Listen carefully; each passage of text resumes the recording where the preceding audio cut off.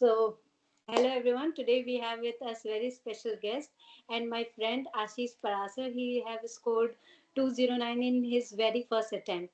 Welcome Ashish to this interview. Thank you, Dr. Diksha. Thank you for such warm welcome.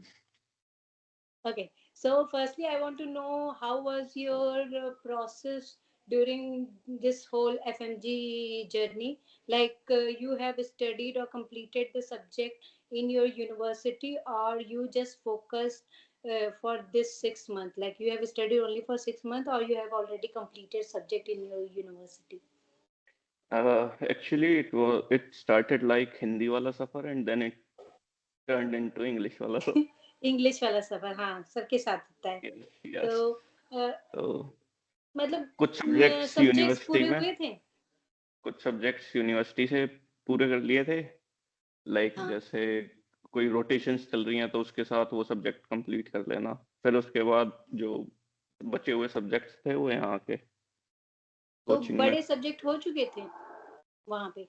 Almost almost. Medicine तो gynae surgery. तो according to you क्या मतलब बड़े subject हमको university में अगर हम कंप्लीट कर ले रहे हैं बड़े सब्जेक्ट या बहुत टीचर बोलते हैं कि 10 सब्जेक्ट एटलीस्ट आप यूनिवर्सिटी में कंप्लीट कर लो. तो ये क्या हेल्प करता है हमको इस प्रिपरेशन में. आपको जितना जल्दी पता चलेगा कि आपको आगे पेपर के लिए प्रिपरेशन करनी है वो उतना ज्यादा बेटर होगा. उतना हाँ. ही कम स्ट्रगल बाद में होगा. तो ये आपके ऊपर डिपेंड करता है कि आप इजी सब्जेक्ट से स्टार्ट करना चाहते हो like anatomy from the basics. और हम्म. अगर आपके बेसिक्स क्लियर हैं तो आप बड़े सब्जेक्ट्स आसानी से पिक कर सकते हो. और जैसे हम देख रहे हैं कि with every upcoming year the level of FNG is increasing. So yes, I yes. Will say that कि अभी जैसे तुमने बोला कि हाँ कॉन्सेप्ट क्लियर होंगे तभी निकल हम्म. सकता है because it is very clinical. So उस I still remember that after first paper I was like about to cry कि पापा को फोन करके. तो what was your experience of the paper? What you find is tougher one or two? Both were tougher for me. Still you managed to score 200 मुझे plus. दोनों actually 3 session थे ना तो बीच वाला सेशन दोनों एग्जाम का मुझे काफी टफ लगा. हाँ ये उसमें लगा बहुत कि लोगों ने बोला. कुछ गड़बड़ है, होगा नहीं होगा. लेकिन तो मेरा ये भी सोचना है कि जैसे आपने कहा कि क्लिनिकल साइड पे ज्यादा हो रहा है उसके हाँ. उसमें मेरा ये सोचना है कि जितने एक तो आप ज्यादा क्वेश्चन प्रैक्टिस करोगे तो उससे आपको प्रैक्टिस हो जाएगी कि कैसे सोचना होता है उस सिचुएशंस में. क्योंकि अगर आपके पास थ्योरेटिकल पूरी नॉलेज है लेकिन आप उसको अपने क्वेश्चंस में यूज नहीं कर पा रहे तो वो किसी काम की नहीं है. हाँ. या सो रियल लाइफ में यूज मेन नहीं कर पा रहे तो. या बिकॉज मेन चीज यही है कि आप कितनों भी क्वेश्चन या टॉपिक मतलब कितनों भी टॉपिक पढ़ लो एट द एंड पढ़ ऑफ द लो. डे आपको देना एमसीक्यू है. ये सब्जेक्टिव एमसीक्यू है. पेपर नहीं है. So you need to know आपको कि एमसीक्यू सॉल्व कैसे करते हैं. कैसे करते हैं And that will come only from the MCQ like solving. So you need to MCQ. practice more and more MCQ. More How many practice. GT you have given? From August till December, I have given all. How much? 8 or 10? August, September, October, November, December. You I have have not given all. counted it. No. Okay. So what do you think? कि Motive GT was जितने just to give question, yeah to practice question. uh, yeah. And what do you think? कि giving GT is important? Actually ये तो पता चलता है कि कहाँ स्टैंड कर रहे हैं हम, कौन से सब्जेक्ट्स वीक हैं, कौन से टॉपिक्स हमें दोबारा पढ़ने चाहिए, किस के हमें बेसिक क्वेश्चंस भी नहीं आ रहे. एटलीस्ट ये तो पता चलता है. Questions Yeah. कितने भी करो, जीटी करो, आप एफएमजी सॉल्यूशंस लेके बैठ जाओ. और सबसे बेस्ट है प्रैक्टिस के लिए एक तो आप अपना जो स्टडी ग्रुप है वो सही चूज करना. आपको पार्टी या करनी है, मजे करने हैं, करो, लेकिन वो ग्रुप साथ में पढ़ने वाला भी होना चाहिए।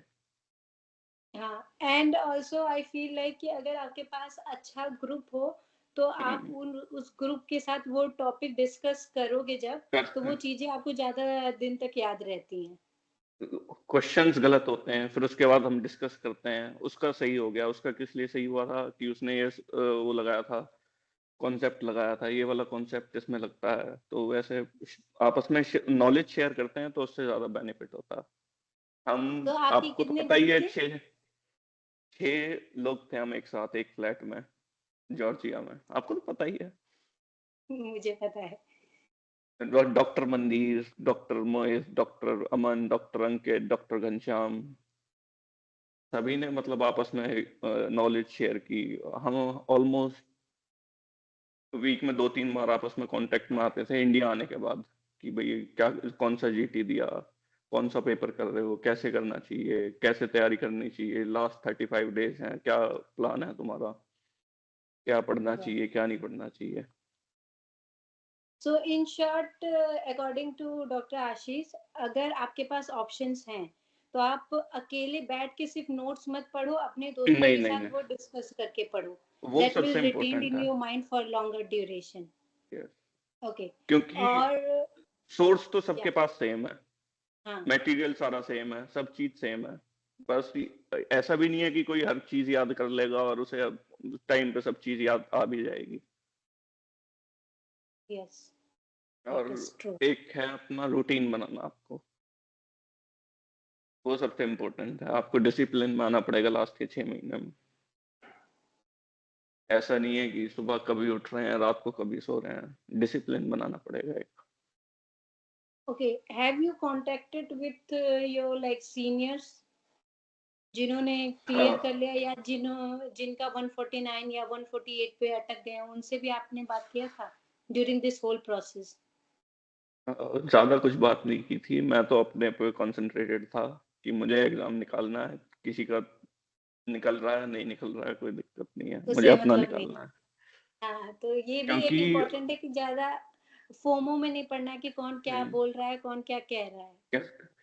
आप दिल्ली जाओगे, राजस्थान जाओगे, वहाँ काफी बच्चे मिलेंगे कि भाई वो तो इतना पढ़ता है, 10-10 घंटे पढ़ता है, उसके 145 आए, 149 आए, वो फिर प्रेशर अपने ऊपर ही बढ़ता है कि भाई मैं तो 4 घंटे, 5 घंटे, 6 घंटे ही पढ़ रहा हूँ, मेरा क्या होगा। Yeah, and also it is very important, which I want to emphasize here, is quality over quantity. It doesn't matter आप क्वालिटी अगर 12 घंटे तक बुक लेके सिर्फ बैठे हो तो उसका कोई मतलब नहीं है। आप 5 या 6 या इवन 6 घंटे। 8 घंटा हाँ, स्टार्टिंग के फेज में अगर आप जो है 7-8 घंटे पढ़ रहे हो, वो धीरे धीरे बढ़ जाते हैं विथ अपकमिंग हम्म, डेज, वो हमें पता नहीं चलता है पर वो बढ़ जाते हैं आवर्स। तो और ये वो बहुत हमें जरूरी कैसे, है। जैसे आपने कहा भी कि 6 घंटे, 7 घंटे, 8 घंटे पढ़ो, लेकिन वो हमें कैसे पता चलेगा हमें रिटेन हो रहा है नहीं हो रहा।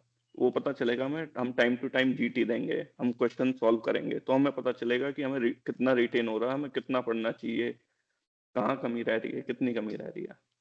कुछ बच्चे होते हैं वो इस डर से जीटी नहीं देते कि मेरे 120-130 मार्क्स आएंगे तो मैं डिमोटिवेट हो जाऊंगा, लेकिन वो या गलत है। so everyone I have interviewed like 3 to 4 people till now, and everyone have said this कि जीटी जरूर लेना है, और जीटी को हम एक लर्निंग टूल की तरह रखे। जीटी को हम ऐसे यस। नहीं रखे कि नंबर आ गया अब तो मेरी दुनिया खत्म हो गई। ऐसा भी नहीं है कि 120 आ गए तो मेरी दुनिया खत्म होगी, और ऐसा भी नहीं होना चाहिए कि 200 आ गए तो बस मुझे कोई नहीं रोक सकता अब। हम्म, और आपके जो जीटी में मार्क्स आ रहे हैं, it won't be the same जो आप मेन पेपर में पाओगे। Of course, of course. तो लास्ट जीटी का क्या नंबर था तुम्हारा? मेरे 208। 208, और मेन पेपर में कितना मार्क्स आया? 202। So it won't like, this is something which I want to say कि जरूरी नहीं है कि इसका आसपास हो आ गया तो आपका भी आएगा, because it will be very quite अभी different, but हाँ, consequently आपके 180 से ऊपर आने चाहिए लास्ट 5 जीटी में एग्जाम के पहले, ताकि आप एक श्योर हो जाओ कि हाँ, कैसा हम्म, कैसा भी पेपर आएगा उससे आई कैन क्रैक इट। उससे ये श्योरिटी हो सकती है कि हाँ कैसा भी पेपर आए, कितना भी टफ आए, I will be in the game. I will be in the game. Yeah, exactly.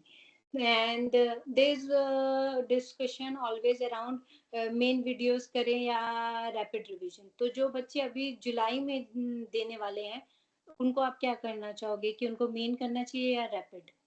Rapid, लेकिन जो भी करो पूरे मन से करो, रिटेन होना चाहिए, क्योंकि पढ़ने के लिए तो काफी सब बहुत सिलेबस है, बहुत कंटेंट है।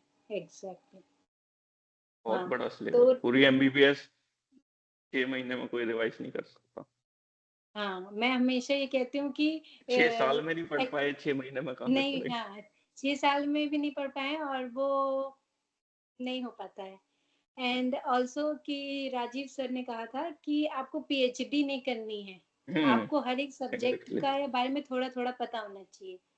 And how you approach medicine, because medicine is such a big subject. तो मेडिसिन, मेडिसिन का एक्चुअली बेस बना के चले तो ज्यादा बेटर होता है, लाइक पैथो, फिजियो, अगर वो हमारे क्लियर होंगे तो मेडिसिन काफी स्मूथ सब्जेक्ट है। आपको पता होगा कि क्या हो रहा है, कैसे हो रहा है, कहाँ हो रहा है, बहुत स्मूथ हो जाता है उसके बाद पैथो, और अगर फिजियो क्लियर हो जाते हैं तो।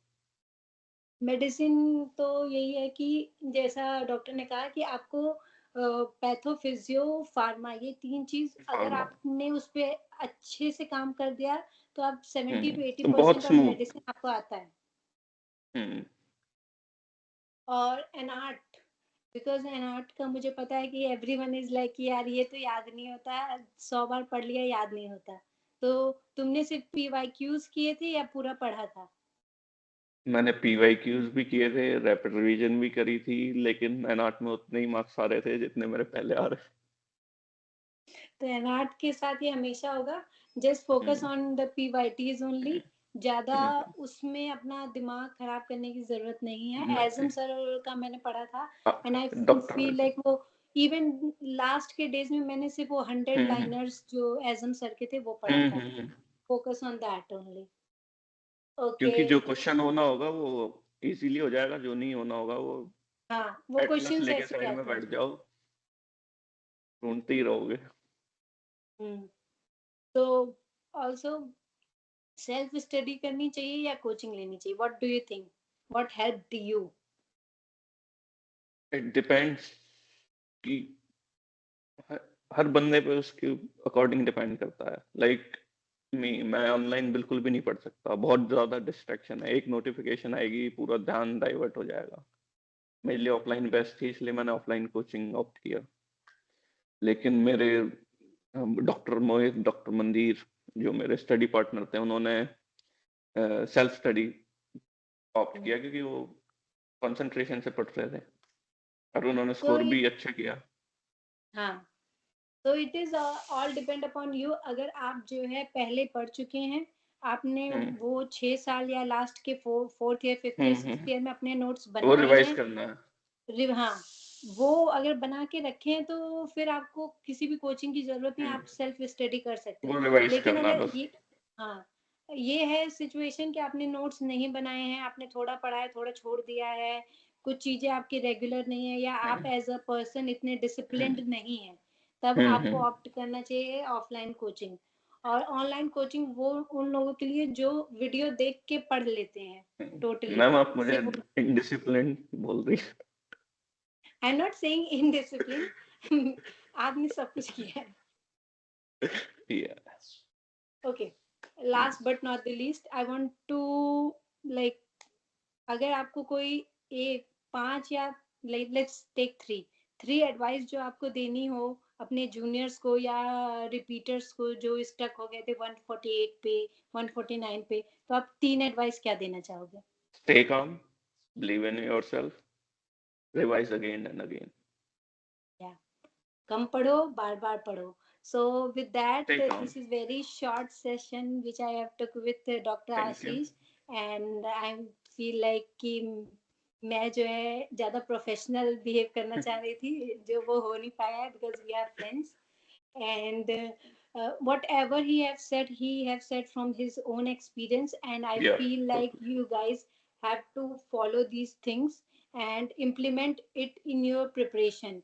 And one thing, always have a positive mindset, only that will help you to clear this exam. And with that, bye everyone, and Bye. bye Dr. Thank you. Ashish, thank you for your time. Thank you, Dr. Diksha. Thank you.